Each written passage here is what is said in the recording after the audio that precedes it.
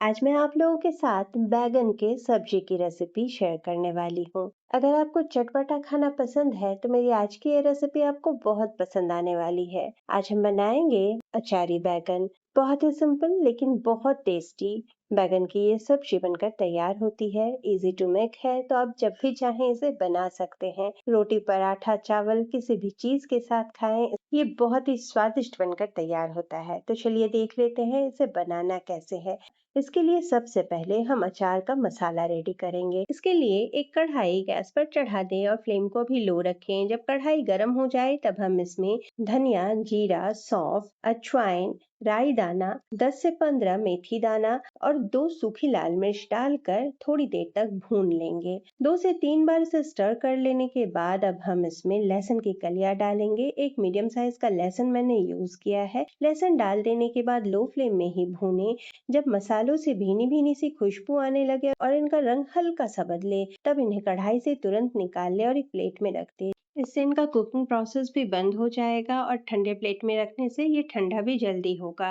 अब एक कढ़ाई गैस पर चढ़ाएंगे और सरसों तेल डाल देंगे। तेल गर्म हो जाए तब बैगन के टुकड़े डालकर गोल्डन ब्राउन होने तक फ्राई करना है। बैगन को मैंने काट कर पहले ही नमक पानी में भिगोकर रख दिया था, जिससे क्या ये काले नहीं पड़ेंगे। जब तक बैगन फ्राई हो रहा है तब तक हम इन भुने हुए मसालों को ग्राइंड कर लेंगे। ग्राइंडिंग जार में मसाले डाल दें, साथ ही इसमें पीली सरसों का पाउडर 1 चम्मच और 1.5 चम्मच चाट मसाला डालकर ग्राइंड कर लेंगे। इन मसालों को ग्राइंड करने के लिए मैंने पानी का यूज नहीं किया है। अब देख सकते हैं मैंने मसाले ग्राइंड कर लिया है और इधर बैगन भी फ्राई हो चुके हैं। तो बैगन कढ़ाई से निकाल लेंगे, मसालों को साइड में रखेंगे। पहला बैच बैगन फ्राई कर लेने के बाद दूसरा बैच भी कढ़ाई में डाल दें।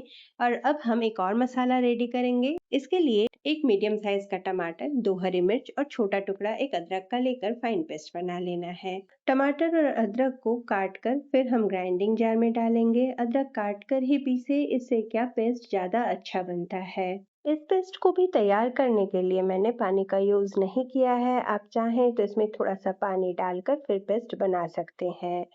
सारे बैगन फ्राई कर लेने के बाद अब हम कढ़ाई में फिर से 2 चम्मच सरसों तेल डालेंगे। तेल गर्म हो जाए तब छोटे चम्मच से 1 चम्मच 5 फोरन और हींग डाल दें। एक बार इसे स्टर करें। जब ये मसाले तड़क जाएं तब हम इसमें प्याज डालेंगे। प्याज डालकर इसे अच्छे से चला लें और अब हम इसे ढककर मीडियम फ्लेम में ही बीच बीच में चलाते हुए फ्राई कर लेंगे।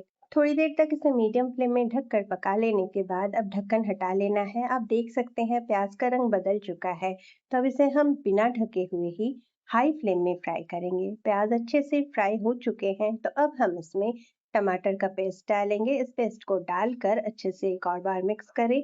फ्लेम को अभी लो रखें। टमाटर के पेस्ट को प्याज के साथ मिक्स कर लेने के बाद अब थोड़ा सा पानी डालेंगे। पानी डालकर फिर से इसे मिक्स करेंगे और हाई फ्लेम में से उबाल लेंगे। आप देख सकते हैं काफी अच्छे से उबाल आ गया है। तो अब हम इसमें हल्दी और लाल मिर्च पाउडर डालेंगे। हल्दी और लाल मिर्च पाउडर डाल देने के बाद फिर से इसे एक और बार स्टर करें। मसालों को अच्छे से मिला लेने के बाद अब हम इसे ढक देंगे और मीडियम फ्लेम में कुक करेंगे जब तक कि हल्दी का कच्चापन ना चला जाए। ढक्कन हटा लेना है, एक और बार इसे चला ले और अब हम इसमें तैयार जो अचार का मसाला है इसे डालेंगे। अचार के मसाले को डाल देने के बाद फिर से इसे मिक्स करना है। फ्लेम को भी लो रखेंगे। लो फ्लेम में इसे अच्छे से मिक्स कर लेने के बाद टेस्ट के हिसाब से नमक डालें। नमक डाल देने के बाद फिर से इसे मिक्स करें।